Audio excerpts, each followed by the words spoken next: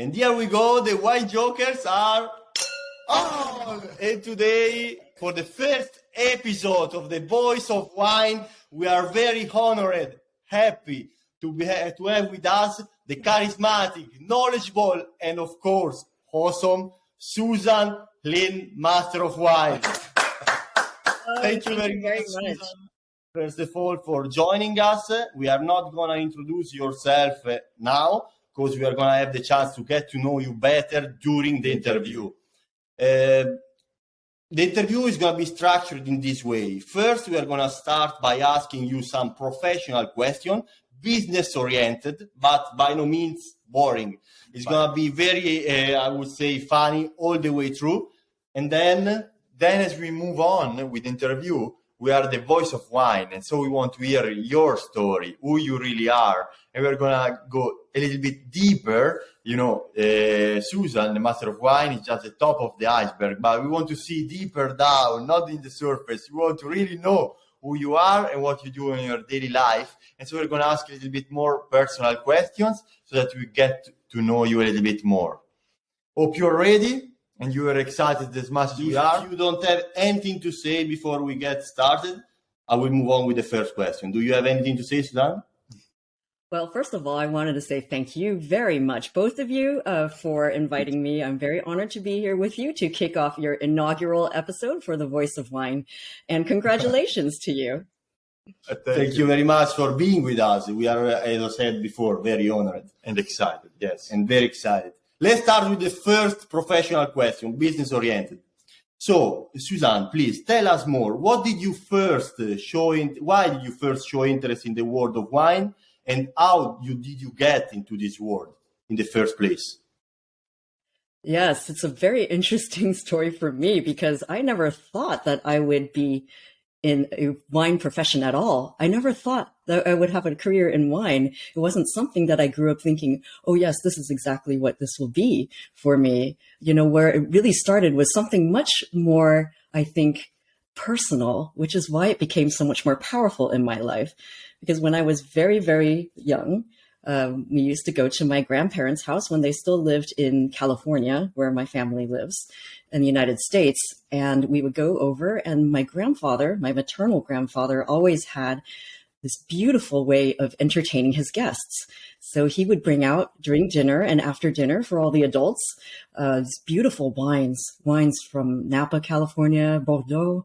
And then he would have cognac, brandy, all sorts of things. And, you know, as a very small child, I always thought, wow, that looks fancy. That looks very, and I would see how happy people were when he would bring these out and he would present them beautifully. And I saw how people came together. It was like, it was magical, you know, and when he brought these bottles out and everybody drank and everybody seemed to have such a wonderful time, you could sense the feeling of camaraderie in the air, the energy. And I always asked my grandfather, what are these things? You know, what was he presenting? And I thought the labels were so beautiful. Everything looked so attractive about it.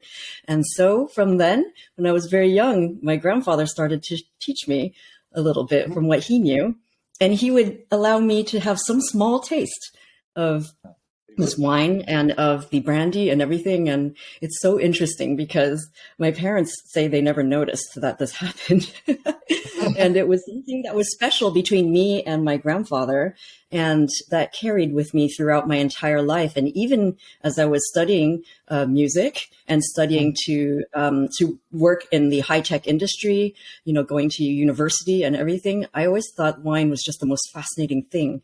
Because when I first started earning a paycheck when I was much younger in school, it was for playing the piano. Eventually, I got to see this in action, the magic of wine, the magic of a good beverage in bars and hotels and restaurants. Because when playing the piano at these places, I saw how people would relax over a glass of wine or conduct business, or, you know, everything was just more than even what my grandfather had shown me. And I thought, this is really special. And so I started studying wine a little bit just on my own, just for fun, just for me throughout my life. And while I was studying, you know, computer science, communications, sociology, all the other things, and music, of course. And eventually, after I had graduated from university and been working in high tech for several years, I thought, I'd like to be able to learn more about this world of wine and alcohol beverage and to understand it better. So I did some research because I wanted an academic framework from which to guide my studies. And so I thought that the Wine and Spirit Education Trust, the WICT program, seemed like a really good fit for somebody like me. And I got started with the level 2. And after that, I just didn't want to stop. All the way through. Yeah, I just didn't want to stop. And during my level 3 course, I was the only person who was not already in the wine industry.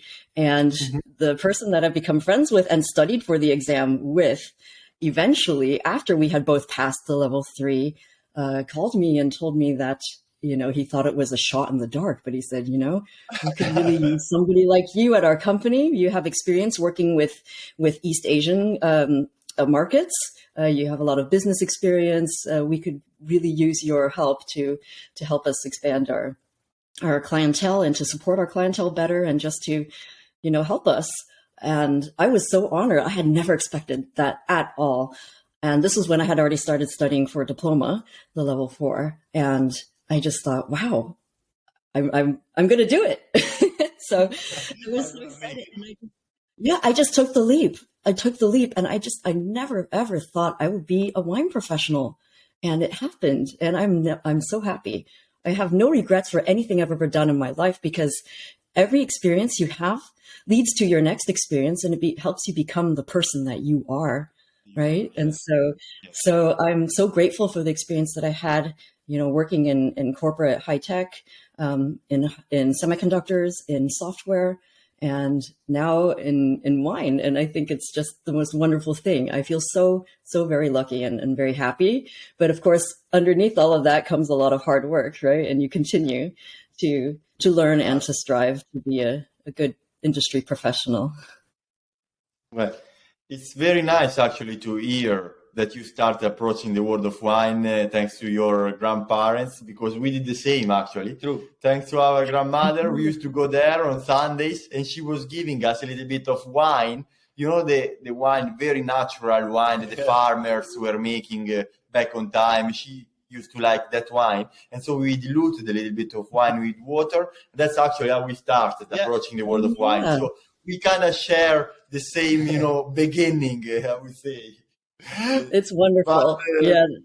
I believe everyone started thanks to the family or grandparents especially, which wine has always played an important role anyway, not just as a beverage but even as a food, because in a way it has got some calories and the wine intake, if done properly, nutritionally speaking, is important as well for your daily life.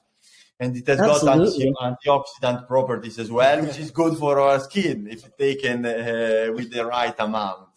So, yes.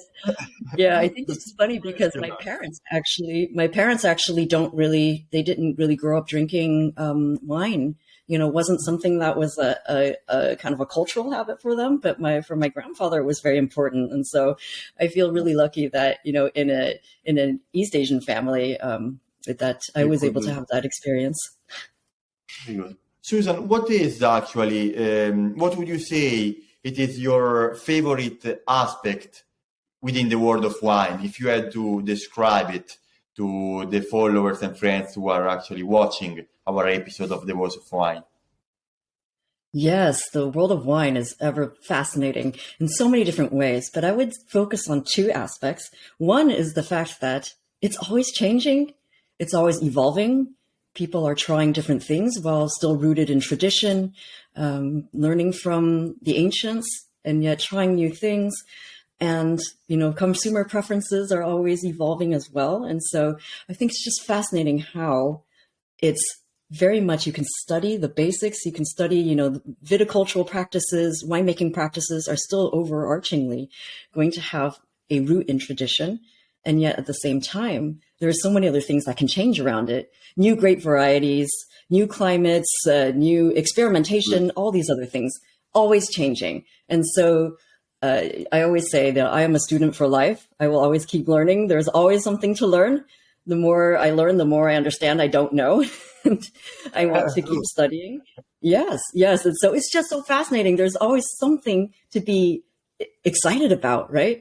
The world of wine, always, always changing. There's always something like, this grape that I never heard about, or maybe it's a grape that we already knew about, but just DNA, is shared with another one. I didn't know it was called that in this particular part of the world. And how do they use that grape? It's so fascinating. And so the other aspect, I would say, I yeah, agree. Yeah, I the mean, other aspect. yeah. Oh, I would just say the other aspect that I love about the world of wine is the people, right? The people in the industry, the people that you meet, the people who you help, the clientele, the customers, everybody in this world who is touches wine in some way is a wonderful thing. I think it's just, how I was mentioning earlier, I saw that with my grandfather setting the example that wine helps bring people together, helps you find a common ground, that it is absolutely just the most wonderful thing in terms of connecting people in all ways. And being in the industry itself, just being able to meet people like you. I mean, it's so exciting. I mean, the kinds of connections that we can make is just the most wonderful thing. You think the way we met each other, completely by chance. You came there for after your graduation for the Master of Wine. We met each other at the Lalande Peak I recall she was drinking great Pinot Noir actually that night. Yes. If I don't go wrong. Oh yeah, I think one of the best producers in Burgundy for sure, but not very well known for Pinot Noir. But she can definitely confirm that it was outstanding as a wine, I believe. Absolutely. But yes, it's true. I mean, the connection that you can make throughout the world of wine, the networking, and so on and so forth is just remarkable. Something that you can hardly find anywhere in any other business in the world, I believe.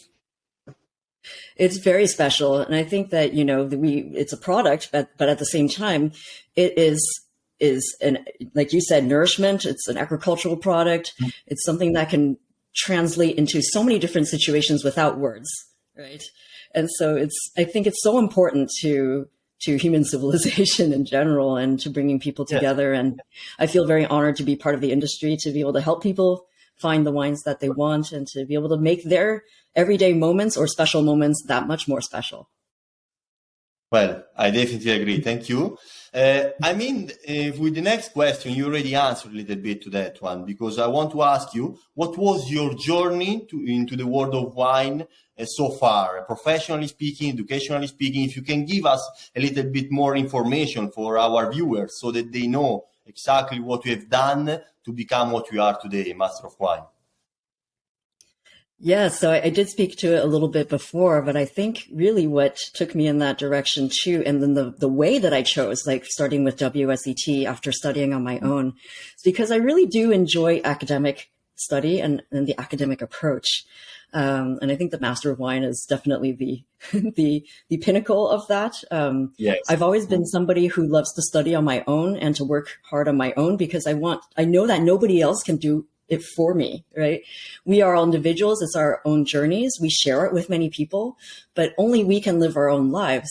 And I always wanted to make sure that I was responsible for that, for my own fulfillment, for my own exploration, for my own happiness. And so for me, always being able to learn, to continuously learn, and to have the framework through which to direct my efforts was always really important to me. So I think that's why, I ended up going with the WSET. And like I said, once I started, I didn't want to stop because it was so fun. It's so fun, but it's so tough, and it pushes you. And it makes you grow in ways that you didn't know before. And I have to say that, the Master of Wine program, it really does push you to have that self-discipline to do everything on your own. I mean, you do have support for sure, but at the same time, you have to direct your own study journey, and it's up to you. And then for me, I felt that was actually very empowering, because I like to be able to take priority and say, okay, it's my responsibility to do this. So how am I going to do this? And it has taught me so much. And I think that translating to anything that I do in life, but especially to, what I can bring to my work in the wine industry as a professional, is something that I take very seriously. I feel a lot of responsibility, especially in helping people to enter the world of wine or to explore more of the world of wine in a way that is responsible, but also very enjoyable, and to try to meet people where they are so they don't feel intimidated by the world of wine in some ways. For the people who know a lot already, you know, just to enjoy it with them and to see if there's something else that I can help bring to their experience. And so that's where a lot of the music comes in as well, because the music discipline, the discipline it takes to play an instrument well is a lot, like many years of practice, many skills. And I think that actually has a great synergy with the way that we practice tasting wines and learning wines, the same sort of kind of practice and memory that is required, you know, in the brain, you know, and in your senses. Yeah. Also, there's a lot that I think has in common. And I think for me, that was something that I felt came naturally to me, to be able to study something like wine, but with different parts of my senses and different parts of my consciousness, was a good extension for me from working very hard on classical piano, you know. So I think that in itself also carries through, and a lot of it has a lot of similarity in the way that you work hard towards becoming technically proficient. And after technical proficiency, then it's about art, right? It's about what is the humanity behind this? What is the humanity you can bring with music, with wine, with anything that you do? So I know it's a different way of answering your question, but I hope it adds a little. Absolutely, this is what we wanted to hear, actually. It's an outstanding, actually, answer. I mean, I would listen to you for hours. For days, to be honest with you. So thank you very much. It was very insightful. I will watch the episode later on, and I would write an article about it, because it's very insightful, inspiring as well, and inspiring. And actually, thank you. That means a lot. It means a lot to me. Actually, you are a role model to us, I believe, and an inspiration to all the students around the world. And I would say that we do know your background very, very well, and we even read actually your paper to become Master of Wine, you know, the dissertation. Thank you. You mentioned the music, the synergy between music and wine, and the commitment, which is kind of the same, in order to, you know, to switch from just being a beverage or a passion to becoming an art. So that's really insightful. And my question is actually related to that. I would like to ask you, even though I know very well your background and what you did, what you are currently doing in the world of wine, and if there is a specific reason why you are doing or researching for that very thing. Yes, so I do work on one hand for a small boutique fine wine retailer called Belmont Wine Exchange in the San Francisco Bay Area, and we cater to customers around the world or wherever we can ship our wines. And it's such a pleasure for me to work for such a small company, because the owners trust me to be able to help find the right wines for people, and to give a very personal experience to the customer. As I mentioned before, the human aspect, the relational aspect, I think, of this business is so special. And I love being able to, you know, curate somebody's cellar for them as they're building a collection or rebuilding a collection, trying to find the perfect gift for their loved ones, or to, you know, putting together an event. I think that's one of the most wonderful things, taking care of the customers that way, and trying to see whether there are wines that they haven't tried before, and pushing them a little bit to see whether they can find something new. Yeah. Exactly. And so, you know, providing that really customized and personal experience, I think, is very special, because wine is all about stories and about helping you create new stories. And so to be part of that, I think, is a wonderful thing. And the work from my dissertation for the Master of Wine, the research paper that I wrote about the influences of classical music on the sensory perception of a Brut Nom vintage champagne, was because music is so sensory, wine is so sensory, but they're different. I mean, one is olfactory and taste, and the other one is you know, listening, right? And so how do those things come together, you know, or how if if at all, does the experience of one affect the other? Because those two things are just the biggest loves of my life, right? So I wanted to see whether there was any sort of connection there that I could find based off of the wonderful academic research that has already been done by wonderful academics such as Professor Charles Spence from Oxford University, Janice Wong from Aarhus University, Joe Brzezinska, PhD. You know, they have explored these topics. But I was just so surprised that nobody had focused one of their studies on sparkling wine. And sparkling wine is such an important category in the wine market. Especially now, during Christmas time, it's, yeah. And with the rise of, Prosecco and, Prosecco Rosé and everything, like this category has just grown so much, and champagne's not going anywhere. It's super popular and will continue to have the top end of the market by value. And so I thought it was so important to be able to do this study. And I was so happy that my proposal was eventually accepted by the Institute so I could do this research. Because for me, classical music has shaped my life in general. And I feel like, we feel so many things in music. I mean, we feel happy, we feel sad, we feel frustrated, we feel angry, we feel calm, everything, all the different emotions. And when people talk about wine, they'll say something like, oh, it's vibrant, it's rich, it's layered, it's complex. Those are many things that you can say about music as well. And things that you say about music can be said about wine. And isn't that interesting? Right? So I thought, when people talk about wine, it's often about something very personal, something very, a deep experience for them, a memory that is so special. And music is too. So I thought, there has to be something there, but maybe there isn't, but, I'll do this research. It seems like from previous research, there is something, but, I will do my work to see whether I can build upon the research that's already been done. And so that to me was such a special project. And that has led to the work that I do now also, which is the continuing exploration and research on the interaction of music and wine and the influence of music on the sensory perception of wine and the wine tasting experience. And that's so important because, when you have wine tasting on premise at a restaurant, like, you have a pop-up tasting somewhere, or you have a wine bar and you want to feature a certain type of wine or a certain producer. There are so many things you could do to help shape that experience and also have it boost your brand, right? Or, the atmosphere that you want for your particular organization or establishment. And also, if you're a producer and if you have, like, say, your entire house brand, what's the sound for that, right? If you think about, like, companies like Netflix or whatever, they have their own sound, right? You turn it on, it goes, it can really influence people's perception of something. Yeah, there's something like there's a sonic brand, but we could take that a step further because the wine is so sensory. What is the experience that you want for your customer or for people to have at your party or whatever it is?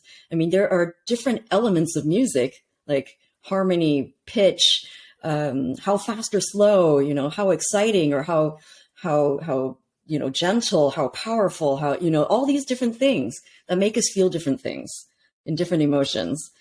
How can they help shape our experience with the wine tasting experience? And I think it's so powerful because, we try to research so much and we try to isolate different things like, oh, does a high pitch and a fast tempo make people feel like a wine is more vibrant? There's higher acidity, fresher, something like that. We try to isolate those things, right, in academic studies.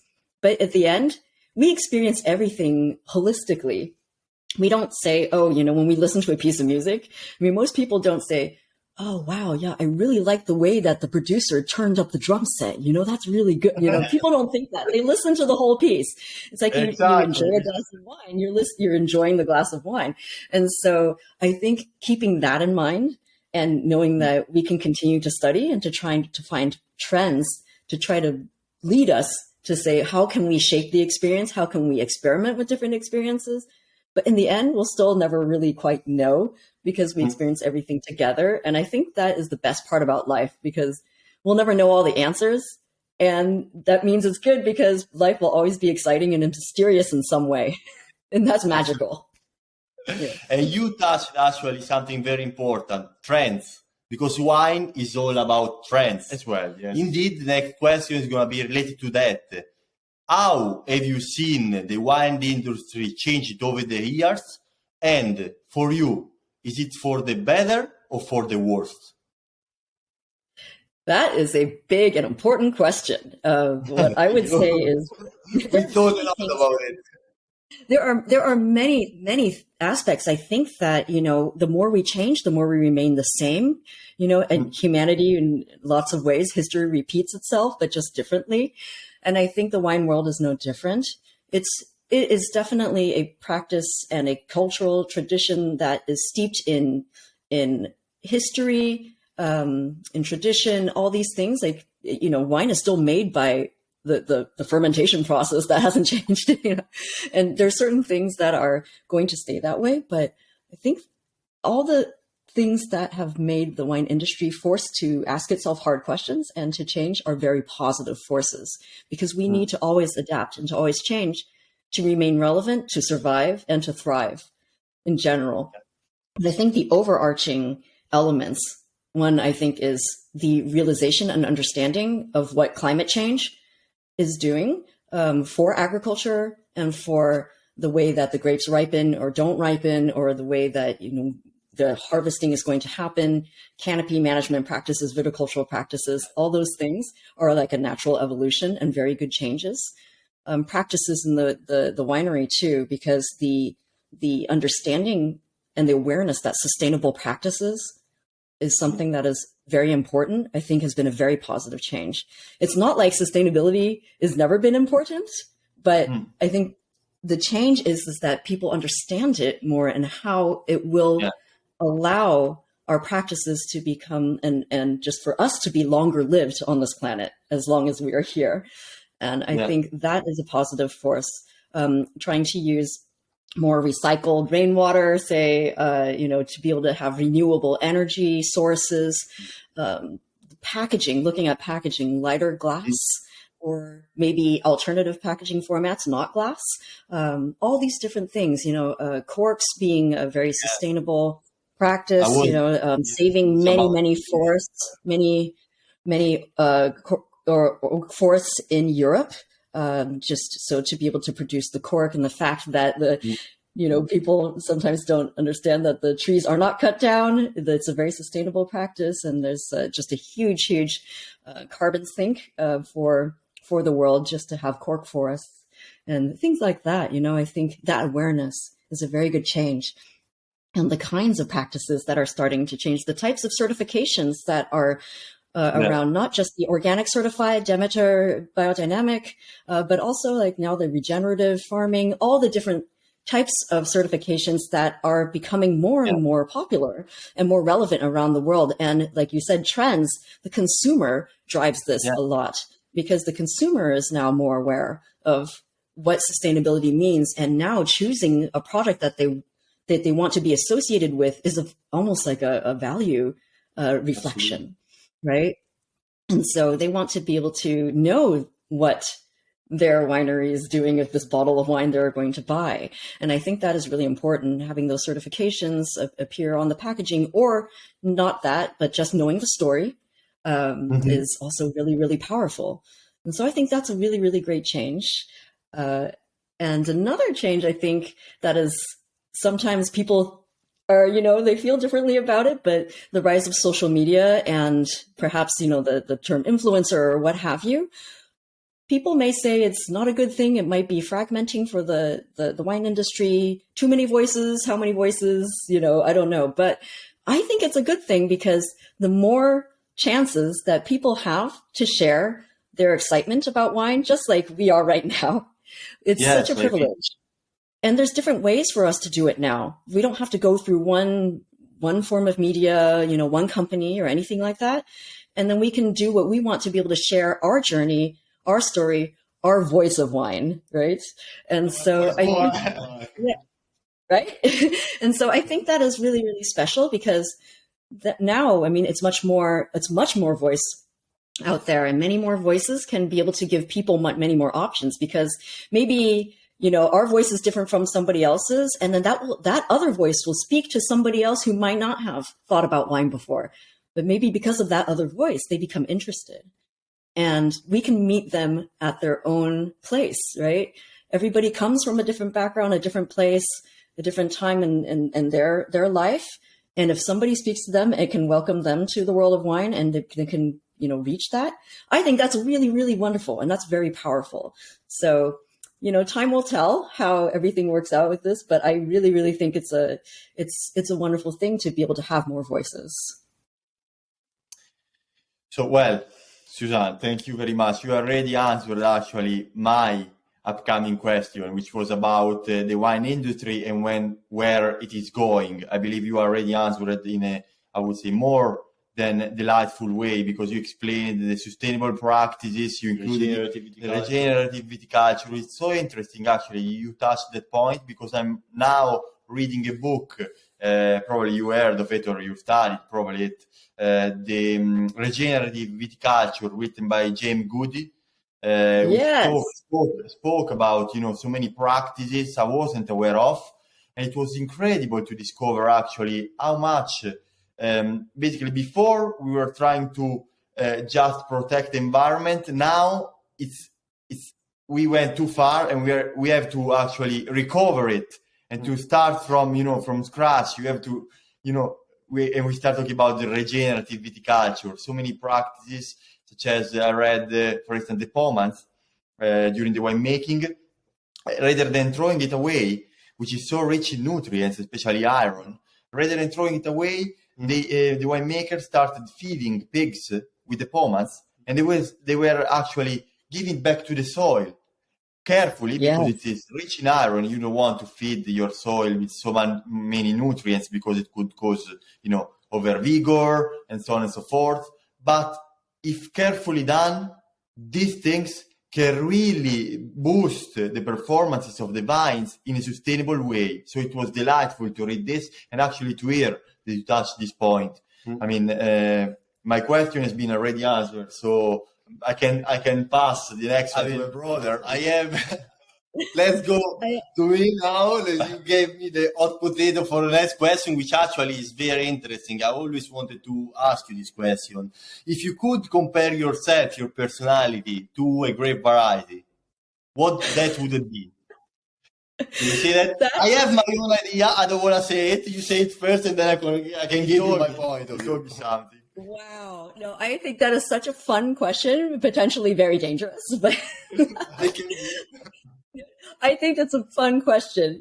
I when I think about this, it's God, there's so many different amazing grapes out there, and am I worthy of them? Gosh, But what I would like to think that I maybe something like Chardonnay, because Chardonnay is so versatile, and it can thrive and survive and show so many expressions anywhere in the world practically.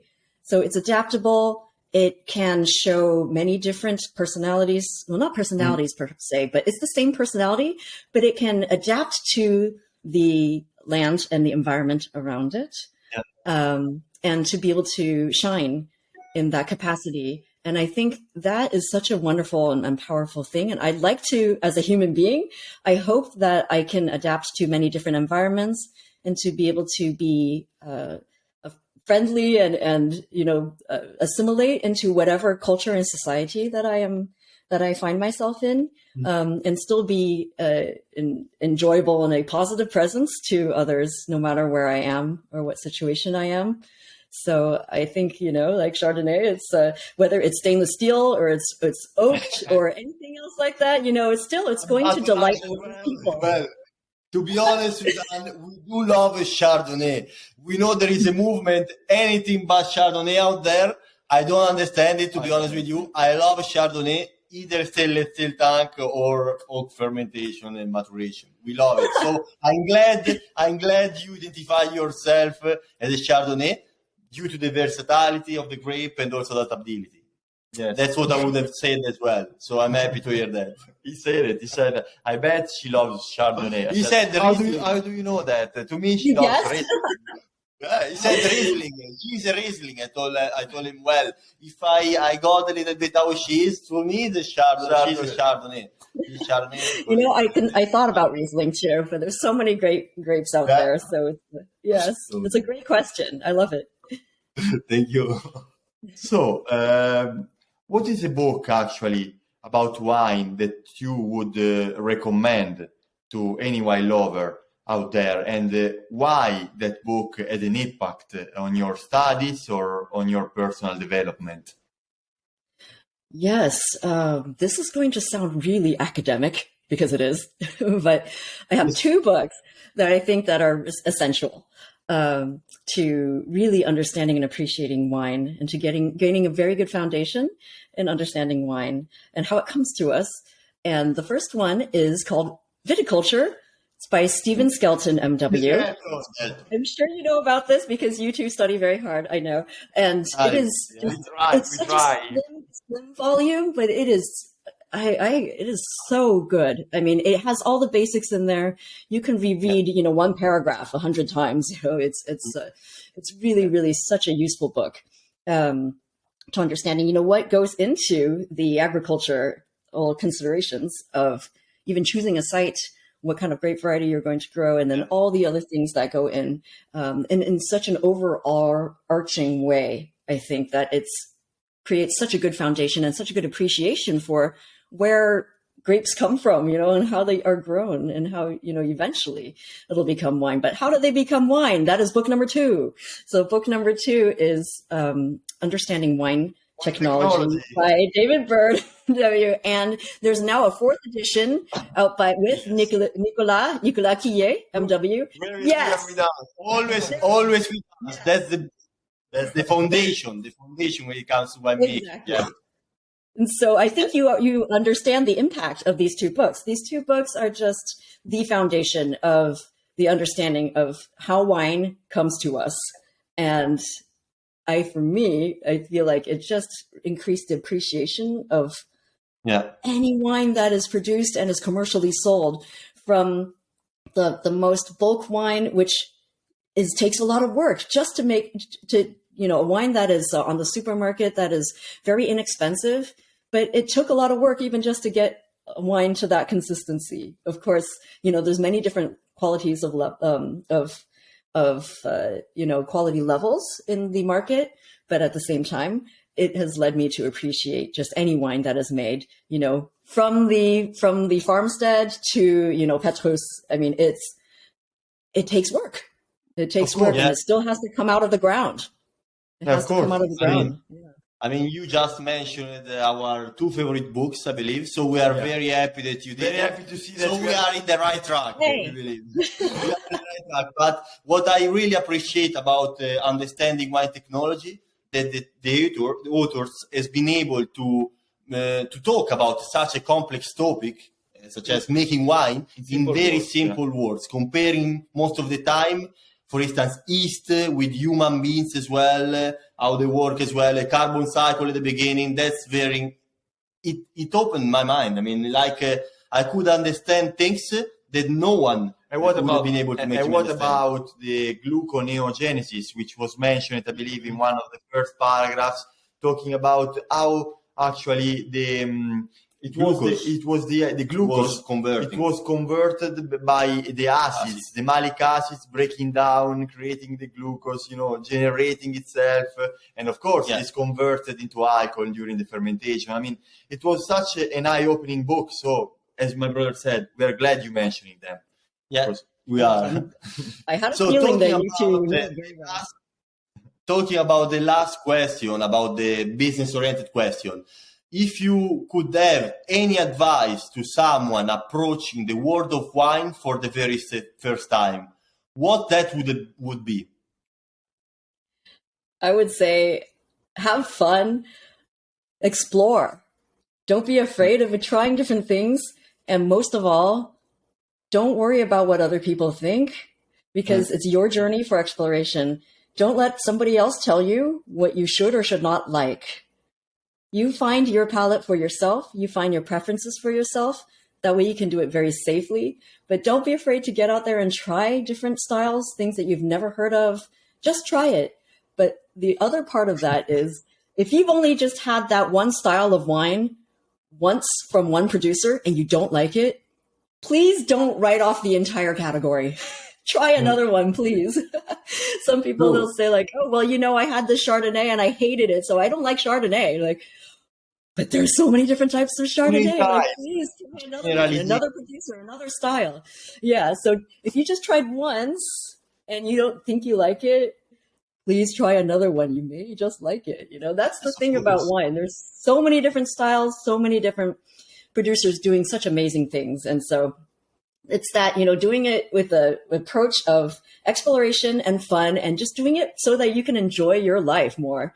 It is part of the enrichment of life, I think. So, yeah. Absolutely agree. And remember as well, if there is something you don't like, that doesn't mean that someone else won't like it. Yes. I mean, it's very subjective, very right? So if I don't like something, that's not that I don't like it. I don't see it. I don't appreciate the taste of it, but that doesn't mean that he's not going to like it. Of course. So you two are such professionals with, you work with the types of customers and clients that you have. You two are the utmost professionals in understanding that. And I think that's a wonderful thing. A lot of people, I think that's one of the most important points in working in the wine industry is what you like and what you don't like. It doesn't matter. Learn to recognize quality in any category. That's the best thing that you mentioned. Yes, I believe quality is essential. Quality is essential in appreciating wine, because sometimes when you pay, you go to the grocery store, you pick up a bottle of wine. So many people talk badly, for instance, about Mateus or Yellowtail because they pay probably $5 for a bottle of wine or $6. But the point is that giving you pleasure? Do you understand the quality level according to the price as well? Do you understand why that wine costs? Yes. Yeah, it can meet actually that price point rather than, I don't know, like some Burgundy Premier Cru, which are way more expensive. Understanding the quality is essential. And it's absolutely the most important. If you're, anybody assessing wine or judging wine, absolutely have to understand that. And the funny thing is, in blind tastings, Yellowtail Chardonnay is almost always, they're like, oh, this is super high quality. It's like, really gorgeous. Because it's for the price that you pay, it is excellent quality. The consistency that they achieve, the taste profile, it's very impressive what they do. Yes. And for that price, fantastic value. I always enjoy drinking it, to be honest with you. I mean, when I have it, it's not that I say, oh my God, I need to drink, now I have to drink Yellowtail. I'm happy actually. Sometimes that mellow tannin of Merlot that they are making, that Shiraz, which is very ripe, of course, with some residual sugar as well. Sometimes it's just what I need after a long day at work. But also, I think that also to improve, it's very important to try all the wines from all the quality range, from good, approachable, acceptable wine to good wine, very good and outstanding. So you can really understand all the categories and the price that you pay for the wine. I believe absolutely. You cannot just drink a super premium or premium quality wine. So otherwise, there's no way you can actually understand the quality to me. You're right. I agree with you. It's actually misleading. If you start drinking Petrus every day, for you, all the other wines probably are, a little bit. You wouldn't understand it. That's what I think. What I'm trying to say. Yeah, lucky you if you can drink Petrus every day, but also unlucky you that you don't you're missing out of the whole world of wine. There was so much pleasure to be had for, wines under $10 US dollars even, so it's so much fun. It's incredible. So much fun. Yes. I'm actually looking forward to, the discounts of champagne during Christmas. No, this is a serious topic, by the way. We could potentially start another conversation about it, but it's better to switch. But these discounts during Christmas for champagne is actually damaging a little bit the image of champagne itself, because so many people just think that if you pay nine or 10, and especially producers in Champagne are not really happy that there are these heavy discounts for their products. I believe. Yeah, here in UK, especially here in UK. Yeah. But, right, because in the UK there are so many own label champagnes too. The supermarkets have a lot of own label, but people don't know that it's an own label. You know, they just think that that's the benchmark for the benchmark for pricing. Yes, that definitely has an influence on the market. You start seeing a champagne cheaper than a prosecco, and you start questioning yourself. You know, maybe. You know, it's damaging the image, but let's move on now with this one. It's a very delicate topic. Champagne is a powerful force. I think you know, everybody needs to figure it out. We don't want to touch that. Maybe it's gonna be another interview. Maybe we can have a chat about it. It's not even an interview. We can have an exchange of opinion on that. But we finished the good thing. For me, it's bad because I was very happy to listen to you. But the good thing for you is that we finished the business questions, and we can now move on with a little bit the more personal question. Why a little bit of wine for us. Here is my brother is pouring time in UK, so we are gonna now enjoy ourselves with a glass of wine while listening to your next part of the interview. Anyway, we are drinking a nice Bourgogne, no name. Nice label, very, I would say, thought-provoking for what it is, but we get back on track. It's a beautiful wine. Wonderful choice. Cheers. Cheers. Like I said, it's in the morning where I am, so I have a nice cup of tea.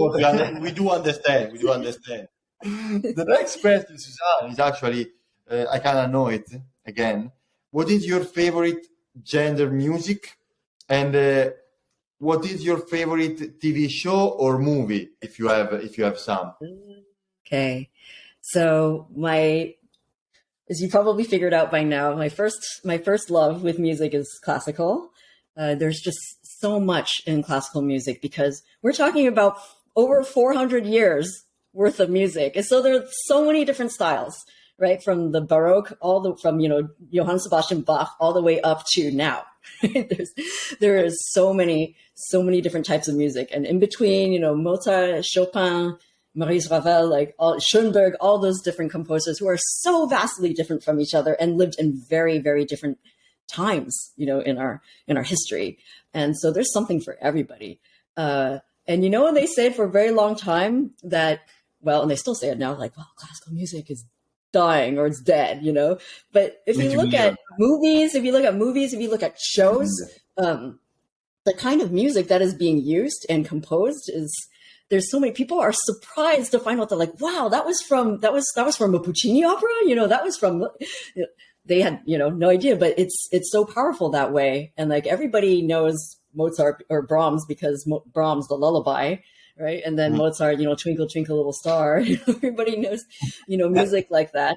But at the same time, to bring this back to wine for a second, how changes or not changes in the wine world, people have said a lot, well, we're really afraid that, consumers are moving away from wine. Wine is in trouble, like the same time they've said about classical music. I think it's not going anywhere. It is so culturally steeped in our lives. It's since time began for human beings, we've found community, in sharing, and music and wine are a part of that. And I think it's just, it is. It's not going anywhere. There might be ebbs and flows, different styles and different trends. There's a more crowded alcohol beverage market now. Maybe more people go for craft beer or for, different types of, cocktails, tequila. Yeah. But you know what? Time will tell. Johann Sebastian Bach, 400 years ago, is still incredibly famous now, right? So time will tell to see what rises up. And I think wine will absolutely still be in the picture, at that time.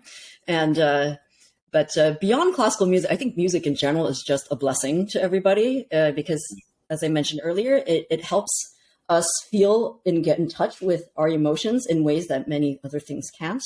You know, deep emotions that sometimes we maybe don't even know how to express in words. And I think it's so powerful. And I grew up playing a lot of jazz as well because I played the trumpet. Wow, wonderful. Yes. We love and, it. and hand percussion and Latin band. And so I played a lot of big band, jazz combo, and also on piano. And I love jazz and, you know, all different types of music. It's just so interesting to me. And in my work, sometimes while putting together playlists for, you know, wine bars or, you know, tasting rooms, I'll work with the brand, right? So I put together playlists that have like, literally have like Javi Guetta, Diplo, K-pop groups like BTS, right? J-pop, you know, all sorts of things, all types of music, you know, everything that runs from like Beyonce, Britney Spears, Lady Gaga to, you know, big band jazz to, again, to like Tiesto, right? So it's such a pleasure, you know, and I take those playlists back with me because I worked on them and I give them to the organization for the work, but then I like listening to them myself at home if I'm cooking or like, you know, just cleaning up the house. It's gotta have music, right? And I love it. I just think it's the best thing. Before moving to the next question, I believe that I'm thinking about it as we are speaking, you know, we are talking about it. When I work out, for instance, I love to listen to powerful music, you know, which pump me up, they pump me up. In the same time, when I like a chill out, I like to listen to jazz music. So it really affects also my energy that I have in the body. So why music should not influence the wine, how the wine tastes? Why? Exactly. It does. I mean, that's the thing, you know, scientific studies have actually shown that when human beings, you know, and also animals, there recently a study about mice. This is cute, but that when we listen to music that has a high beat rate per minute, you know, like really fast, like this, our heartbeats start beating to the same tempo. Like our heartbeats actually physically, you know, start to go up with the music. And so when you put on that music, it's powerful. It's got a powerful beat. It's fast. You know, you feel like you have the energy. You can do your workout, right? And then when you want to relax, they show this because there's a lot of therapeutic work being done with music. Like, you know, for people recovering in a hospital, you know, people, you know, all sorts of things. Yeah. It's the lower, you know, the lower the tempo, the lower your heartbeat. And so it actually has a physiological effect on us. Like, so, yeah. Sorry. And so that translates over to wine. Like, you know, in my research experiments, like when people were drinking champagne, and this is the same champagne, they didn't know it was, but when they were listening to a really fast paced piece, it was high tempo. It was very bouncy. You know, it was very, you know, playful. People thought, oh, the wine is so bright and vivacious, and it was very effervescent, super bubbly. But when they listen to a piece that is very lush, very slow, very relaxing, you know, even as people drank, they would close their eyes, you know, and they would later say that, oh, this is not a very bubbly champagne, but it was very rich. And it was very mellow lovely. and generous. Yeah. I would be staying here talking about this topic for days, for real. I mean, so interesting. But to be wine geek, then we move on with the next one, because otherwise we really end up here keeping you here with us for this. For us would be a pleasure, but for you, I understand that you are busy. So anyway, it's a pleasure to be here with you. To make a comparison, thank you. To make comparison, like when in Viticulture by Skelton, he made a comparison. He wanted to make like an example regarding biodynamic viticulture, the way the moon affects the vine growth. He said, why the moon cannot affect vines and sap? If you think really well what the moon does to the sea. You think about how do you say it? The marea, you know, when the water gets higher or lower according to Yes, so why should gravitational pull? The sap into the vine is the same. So for sure there is a connection. It's hard to explain scientifically speaking, like for instance how the music influences the wine as the taste of wine, but for sure there is. So we are going to move on to the next question, but it was very interesting listening to you talking about this topic. Thank you very much, Suzanne.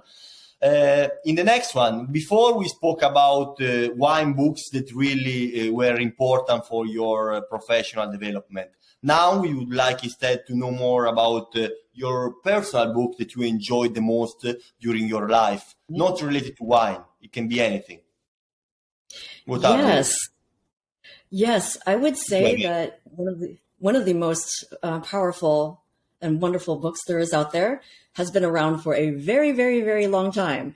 In fact, its author was from was the Roman Emperor Marcus Aurelius, who ruled from, I think, 230 to 281 AD, I believe. So a very long time ago. So Marcus Aurelius was a powerful Roman emperor, but he wrote down for himself in his own journal a series of what they call meditations, which was reminders and advice for himself on how to be a more compassionate, generous, disciplined person who was in control of his own thoughts so that he could be a better person and a better influence around him and to do his job well. And I think this is one of the most powerful books there is in existence because he comes from a place of gentleness and I think of acceptance. In the beginning of the book, he spends the entire chapter thanking everybody who had a positive influence on him.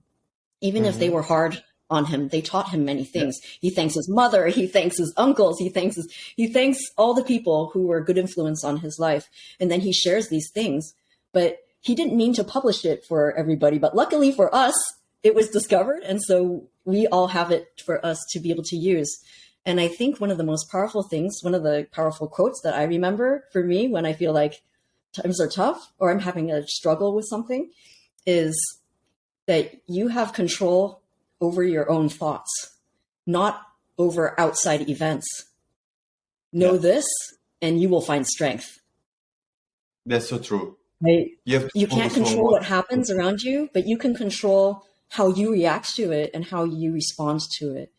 And when you understand that and you work with that, you will find more hope and you will find more strength. And I think that is something that is one of the most powerful concepts that I have ever read. And you can go to any page in that book. You don't have to read it from beginning to end. You can go to any page and be like, wow, I can think about this for a long time. I will definitely read the book. Thank you very much, actually, for recommending. Thanks. Definitely read it. I love reading. I do it very often on my free time when I'm commuting to work as well, because I believe that self-education and investing in yourself is pivotal to to be happy as well. I believe because you discover so many things. And this book about meditation and it's so great and so important to know that actually even in the past, people were discussing these important topics. Oh, yeah. So, Suzanne, we know that Master of Wines study a lot in order to accomplish and to reach the Thai certification and qualification. I would say one of the most important wine titles in the world. For wine. But we do know, please tell us that Master of Wines goes on vacations as well, because we need to know it, because we are on that path. We are aiming to becoming Master of Wines. Because my next question is about vacations.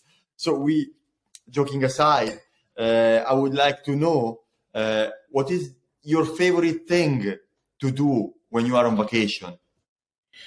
Oh, I love the way you present this question, because it is so important, even when you are so focused on a task, on a goal, it is so important to do other things, to take a step back from, say, when I was studying for Master of Wine, like even when I was writing my research paper, there are days and you just feel like that's all you do. You lose perspective, and you lose appreciation because you're just grinding and you're working so hard that it's so important to take a step back and to be able to remind yourself what is important in life, that you're a human being, other things that excite you, because and so my favorite thing to do when I go on vacation, I go on a trip, is I try to find all the cultural institutions possible. Like, I love walking, right? I love walking, and I want to just try to walk everywhere and try to notice things that I wouldn't if I was in a car or a bus or anything like that.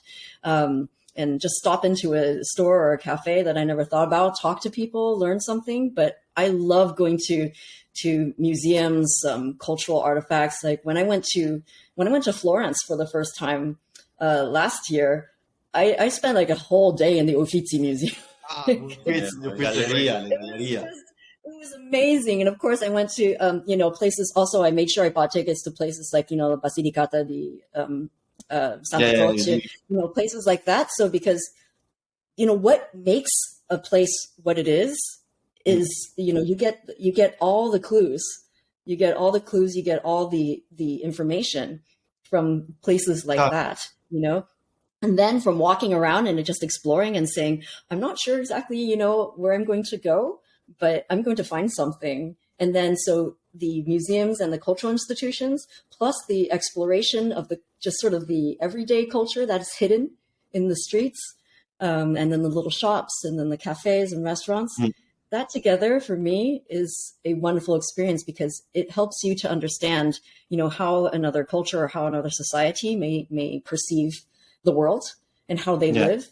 And it gives you a sense of, it doesn't have to be the way that I've always done it, and I had no idea that this happened, or I had no idea that Tiziano did so many paintings of so many different kinds that, I'd never seen before, things like that. It's just, those are the things you have to open your eyes and take a step away from. Like, I'm not going to spend my time just sitting there trying to write my paper while I'm in an amazing city like Florence, or if I'm in Kyoto, Japan, I'm going to go to all the temples that I can and pray to, say my prayers to thank, whoever the powers that be that I exist and I can explore and learn. There's just so much to be thankful for and so much to explore, and that appreciation you bring back then to your studies when you're ready to go back to like saying, okay, now I'm going to write this paper. Now I'm going to do this part. Now I'm going to really, really study about, this type of yeast,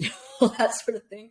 It makes it so much better, and again, what we were talking about earlier, like, practicing the piano, you play scales all day, you get proficient, like with wine tasting, you become technically proficient. When can you take it to the point where it becomes more of an art? Those experiences that you do outside of your studying, learning and nurturing your own sense of curiosity and expanding your world is everything that's going to go into that. And that makes you a human being, and that can take you what you do and just not so like the piano or the bottle of wine is not a tool. It's an instrument. It's something that becomes part of you, and it becomes part of your humanity and what you share with the rest of humanity. And we can all become the richer for it. Wow, inspiring. Switching off in order to be able to push harder the next day. I'm gonna remember that because from time to time, my brother and I, we really tend to be a little bit too harsh with ourselves. We don't really know sometimes how to switch off, but it's been a while that we are really trying some time to devote to some time off, especially on Sunday when we are free all together, in order to balance out. The rhythm that we have during the week. So yes, thank you very much for your I'm gonna keep it in mind when I go on vacation next time. Speaking of which, vacation of course is about food, it's about wine, it's about enjoying restaurants as well. Yes. So we have a question for you related to restaurant. What's your favorite restaurant and what should we order if we go there? Do you have a favorite restaurant, first of all? Because it's hard to choose sometimes. It's very hard, but there are many different choices for depending on what mood you're in, who you're with, all the things. But because I'm here with you, I have to say that one of the best experiences that I've ever had, combined with many special memories, is of course when we met at the Dame de Pique in London. Yes, the Dame de Pique in London at the beautiful Four Seasons Hotel. I will never forget it because, first of all, it just looked so interesting, even before I had gone. But when I got there, I was just stunned by how beautiful the entire environment is. It's just that the high ceilings, the beautiful Art Deco appearance, and then the inventiveness of the menu. The menu is so interesting, the way it's presented in this beautiful little sleeve, and you get to sort of say, oh, this is going to be a journey, and like I think that is, yes, yeah, exactly. And then every single dish was presented so beautifully, and of course the expertise and the service, the entire, of course, that was how we got to know each other.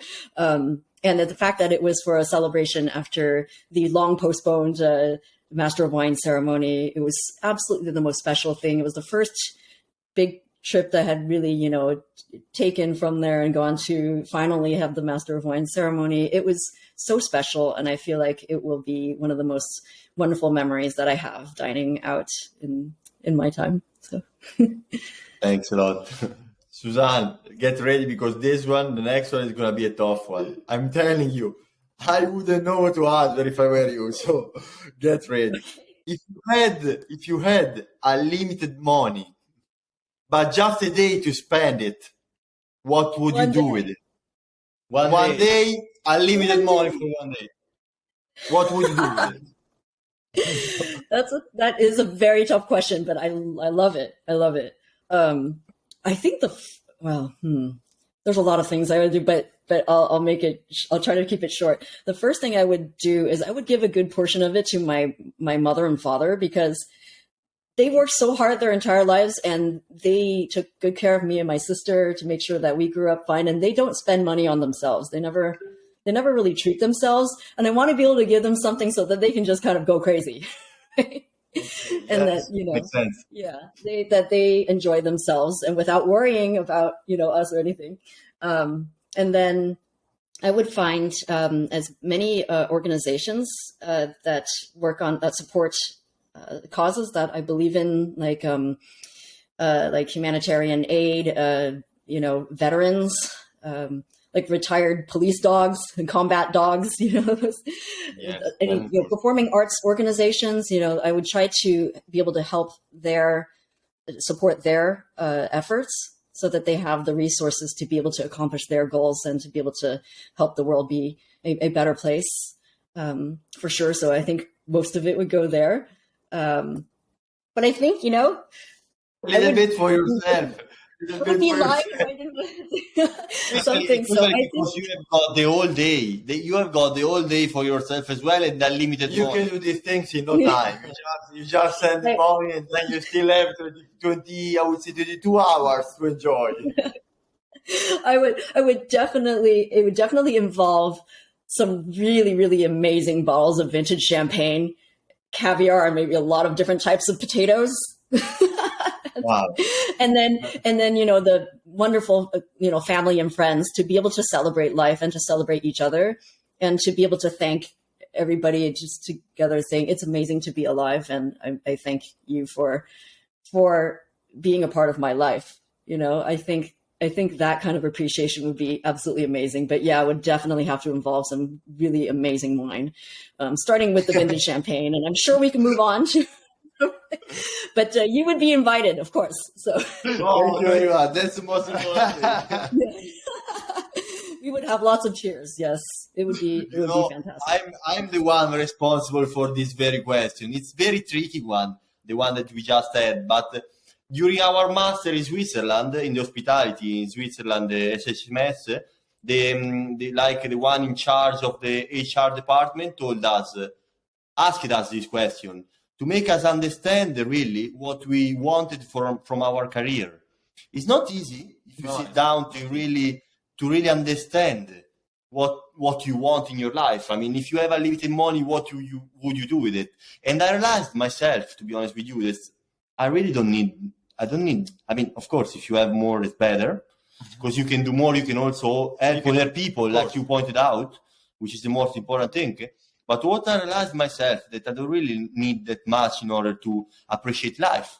Sometimes it's just about going out, buying a bottle of champagne, of course, good one, but everyone can treat himself sometime with a bottle of Dom Perignon. If you save some money before, you save it, you have it, you pop it up, and you enjoy it in front of a sunset, for instance. that can be something that you can do with A lifetime memory. lifetime experience with the people you love the most, or with a friend, or with whoever. So that's why the reason of that question, which can be very tricky one. So thank you for your answer. For your time, taking your time to answer it. In the next one, people is most important. That's why you have to share it, right? In the next one, actually, it's going to be, we said it, this is the part in which we ask personal questions. So this one is going to be very personal one as well. We wanted to ask you what has been a dark moment in your life, and what kept you going in spite of the hardship. If you would like to share it with us.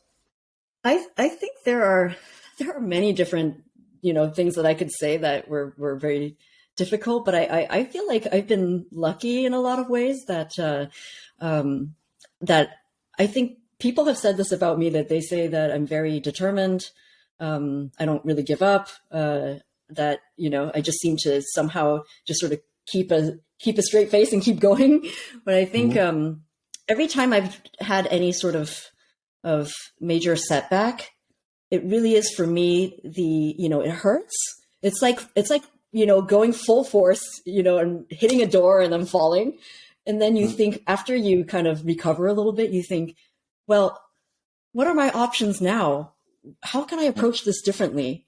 Maybe I'm not looking at the goal in the right way, and I take it as an opportunity to learn, even though, it hurts a lot at the time.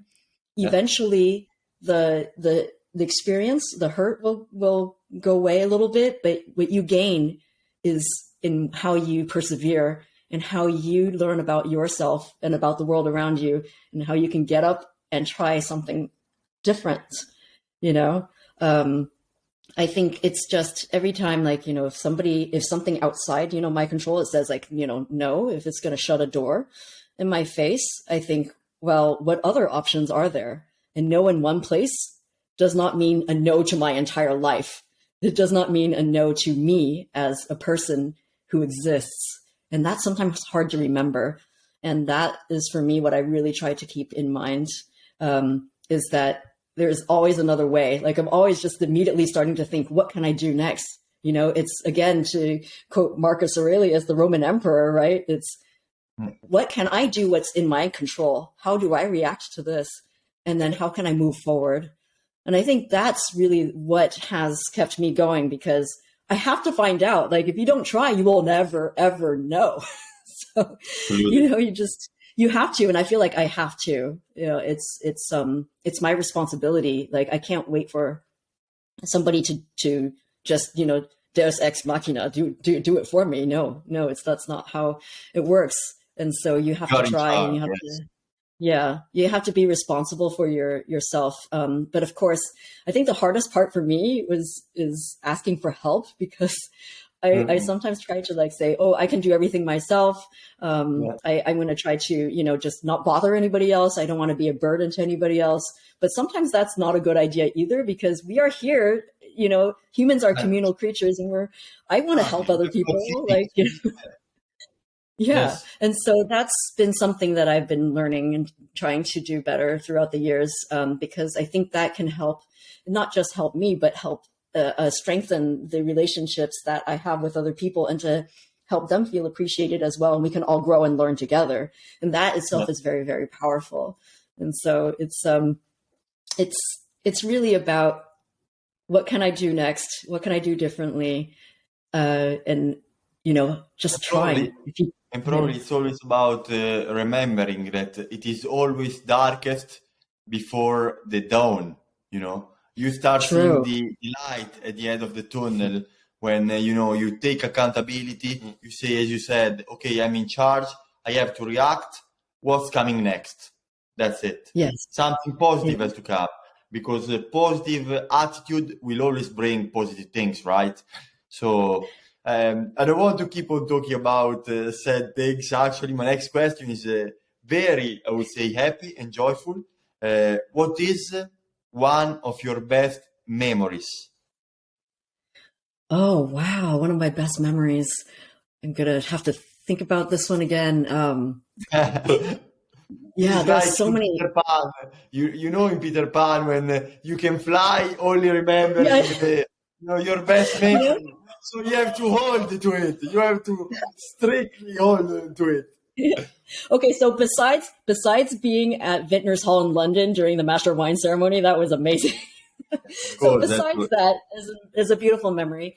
One of the memories that I have that I really treasure is seeing my older sister take the Hippocratic Oath when she became a doctor. That's the Wow. Hippocratic Oath is what you take when you say I will do no harm Yes, as of a course. doctor.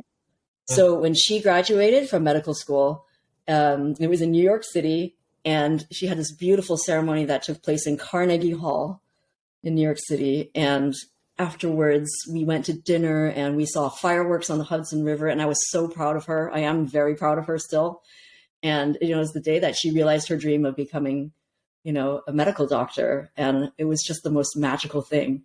I It's think heartwarming to that, see how you actually linking your best memory to someone else, It's After heartwarming. your successes, Yeah, all your exactly. success and so on. It's really inspiring, to be honest with you. It and I think, it got yeah, me one more, goosebumps, to hear the yeah, story and everything, the details that you shared of the fireworks in front of the Hudson River. So very, very impressive, I would say, insightful. yeah. And Yeah. one other memory that I have to mention is when my grandfather, the same one who introduced me to wine when I was so Why? little, when he and my grandmother moved back to Shanghai, and I didn't see them so much, but when I was really excited to tell him that I joined the wine industry when I joined the wine industry because he was the one who taught me about wine first and taught me how important it is. And so I told him, and when the letter that he wrote back to me, seeing that letter and reading it is one of the most amazing memories to me because he told me how proud he was of me. And I mean, they passed on soon after that, but I was so happy that my grandparents were still alive. The time when I had made that transition, and I was able to mail them my first business card and wine, and everything, and just tell them how much of an impact that they made on my life. And reading the letter that he wrote back to me, it makes me feel very emotional. It's very special.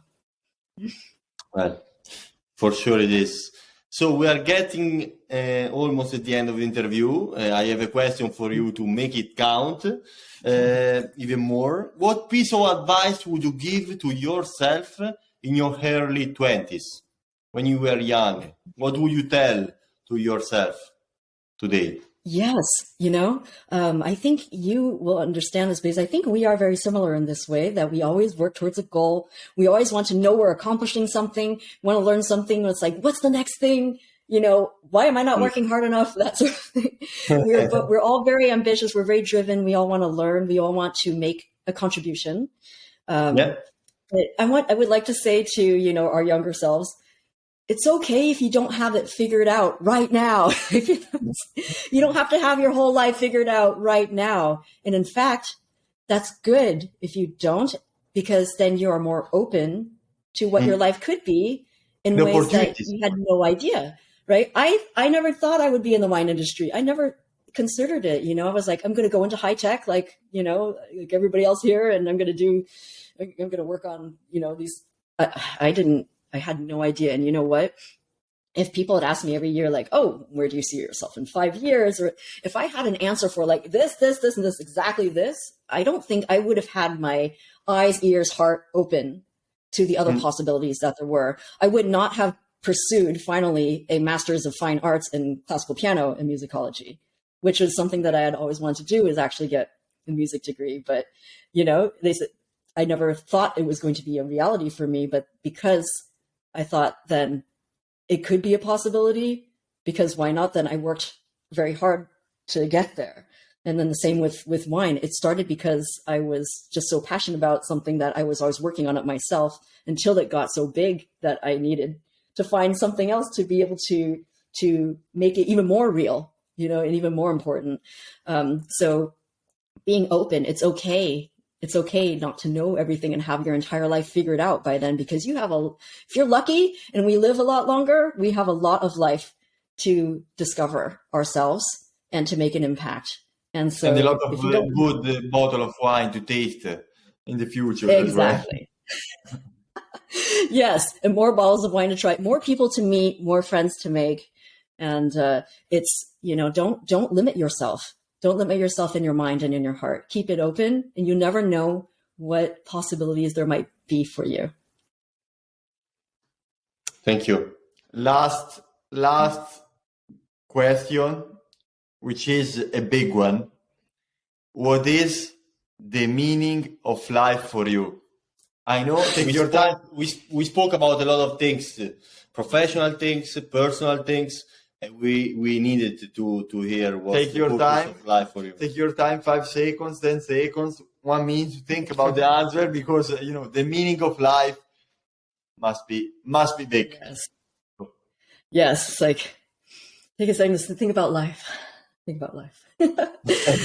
Gosh, well, life is full of meaning, but some of the things that we touched upon is, having a focus in life, right? Something to work towards, right? Something to look forward to. When you have meaning, when you find meaning in what you do, it is in your everyday life overall, it is probably the most empowering thing in like the world. Vision. Like having a vision. Right. And if you can find that in your profession, that is a beautiful thing. It is hard to achieve. And again, if I had followed the same path that I thought maybe I would when I was younger, I wouldn't be here. I wouldn't be doing what I'm doing now. And I feel that I was able to bring in two things that are so important to me, music and wine. And then the third thing is people, right? People give meaning to life, our community, our relationships. They're the ones who give us learning and hope and support, and we give back to them.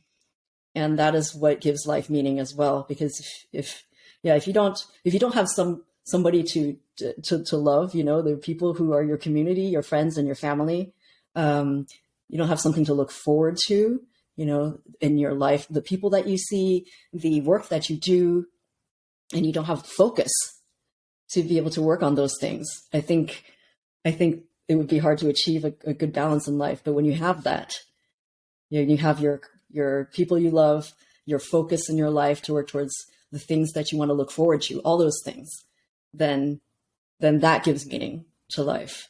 And I absolutely think it cannot be done without one's loved ones and friends and community, because again, talking about what we could do with all the unlimited money in the world for one day, if you don't share it with people you care about, what's the meaning? Yes. For me, it's not going to be the same. I would feel empty. I would need to share it with the people, that you care about. So that is, we are here for each other. And I think that's probably the most important thing, but having that focus in life and having the people that you care about and being able to look forward to all those things, that gives one hope. That gives one the energy to do the things that we want to do every day. Yeah. I mean, we can definitely say that, because what you did for us was very remarkable, meaning that you gave us the chance to have this interview with you, which doesn't happen, to be honest with you, every day. On Sunday. We do recognize that this is an honor, something that something special. I don't know if will happen to us again. We'll to have be a master thankful of to you. wine, you must be an exceptional person who wants to somehow to help people in succeeding in life. Because anyway, the chance that we had now is something that we are going to remember for all our life, for sure. So I will too. It's an honor for me to be able to share all this with you, and thank you for being interested. I really appreciate it. Thank you very much for sharing everything about yourself, your business, opportunities in life as well, and your personal things in life. It was insightful, and to be honest with you, now I'm very, I'm thinking a lot about, what you said, the meaning of life and so on and so forth. I think I will finish my last glass of Bourgogne, no name, thinking about the meaning of life for you and what it is for me as well, So and for sure, your interview will inspire a lot of wine professionals around the world.